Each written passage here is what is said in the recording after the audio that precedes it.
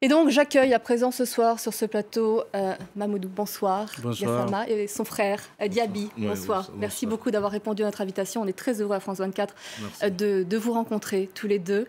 Mamoudou, vous êtes devenu un héros en l'espace de quelques heures, en fait quelques minutes à peine, hein, le temps de monter ces 4 étages. Ça a été filmé, c'est parti viralement sur les réseaux sociaux. Ensuite, comment tout d'abord vous vivez cette célébrité soudaine ?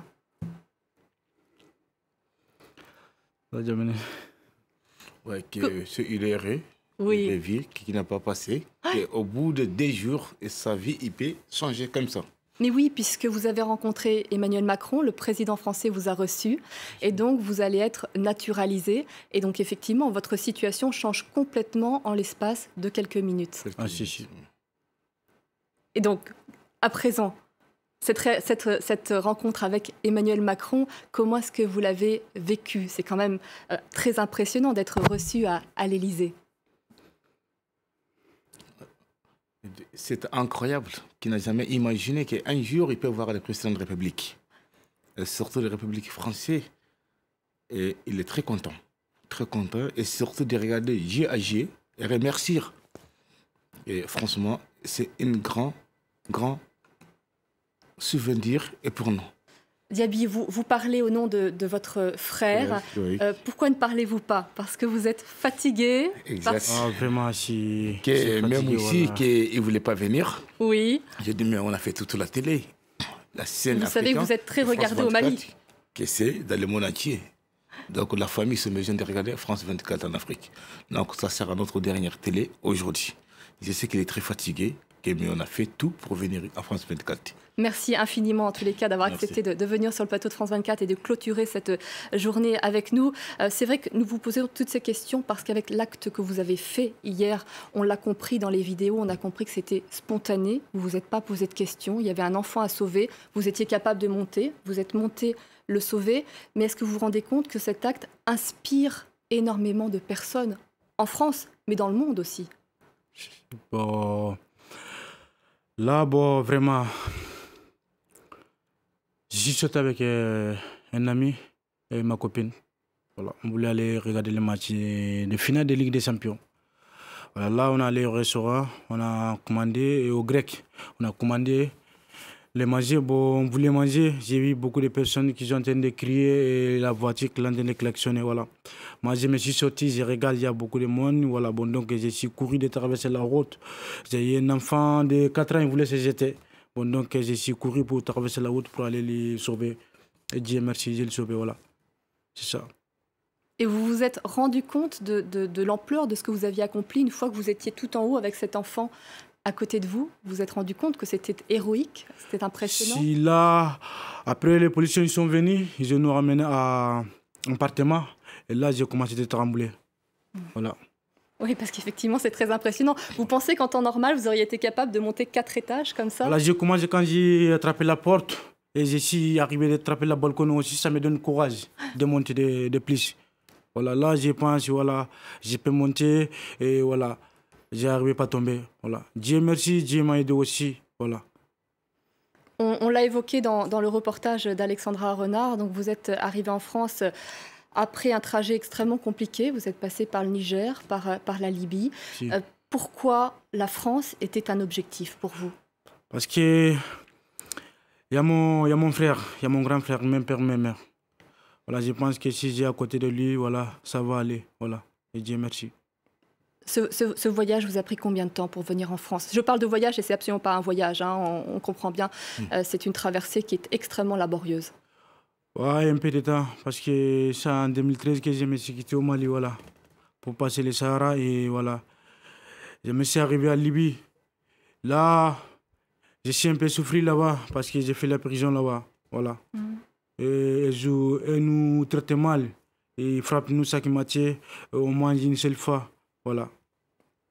Bon, donc, Dieu merci, j'ai eu le courage de rester là-bas. Un jour, voilà, je me suis monté sur la mer. Dieu merci, voilà, je suis rentré en Italie. Voilà. Et puis donc ensuite, la France. Voilà. Vous suiviez, vous aviez des nouvelles quand Mamoudou était en train d'arriver en France? Est-ce que vous saviez où il était? Est-ce que vous saviez ce qu'il était en train de vivre en Libye? Vous savez, quand tu as on a en Afrique, que tu peux voir un frère qui peut t'aider à travailler en Afrique. Mais dès qu'ils sont en cœur de venir en France, que des fois, ils ne vous écoutent pas. Et quand Mamoudi prenait le Sahara d'y aller, que je ne savais pas qu'il va prendre le Sahara. Moi, un jour, je me rappelle bien, je ne sais pas c'est quel mois, et c'était un jeudi que j'ai reçu un coup de fil qui dit votre frère qu'il est arrivé en Italie. Je me rappelle très bien de ça, que j'étais en scooter, j'étais Iri-les-Passy, Paris 16e. Et j'ai resté sur mon scooter et j'ai commencé à pleurer. J'ai dit, mais moi je ne croyais pas, et s'il faut que je le voie au téléphone.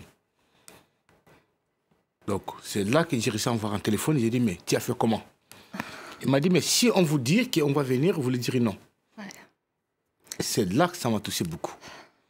En même temps, Mamoudou, là, il y a beaucoup de Maliens qui suivent votre histoire, qui vous ont écouté, qui sont extrêmement fiers de vous et qui voient qu'aujourd'hui, vous êtes naturalisé.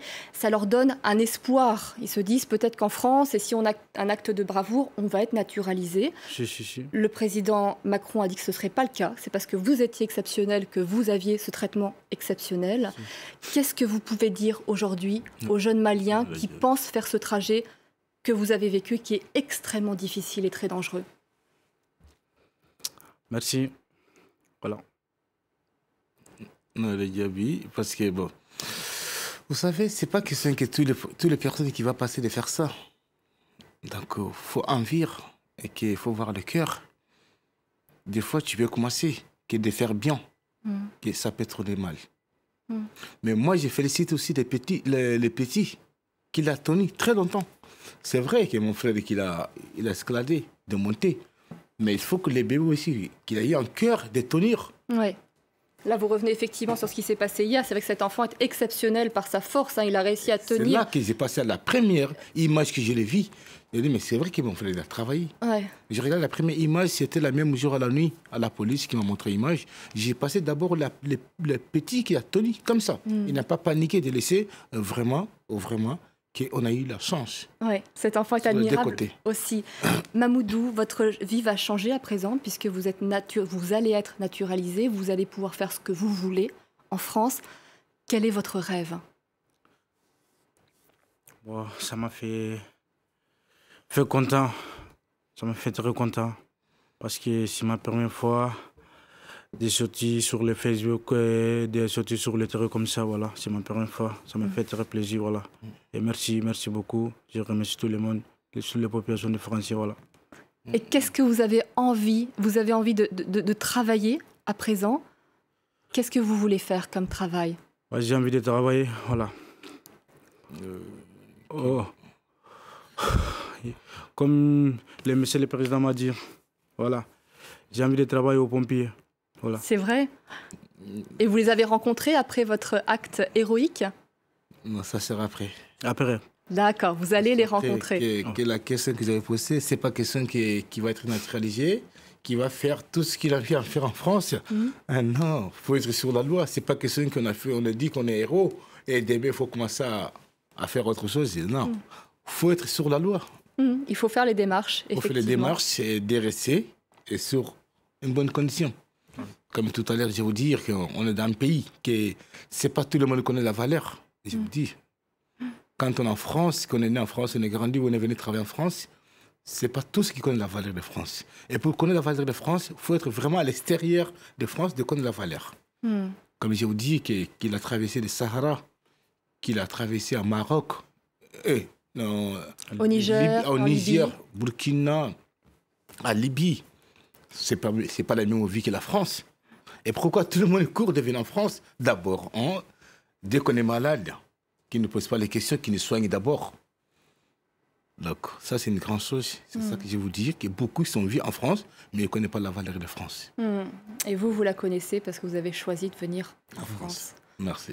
Mamoudou Diaby, je vous remercie beaucoup d'être venu sur ce plateau. Je vous souhaite ensuite d'aller vous reposer. Merci. Merci encore et félicitations pour votre acte. Merci. Merci beaucoup. Merci.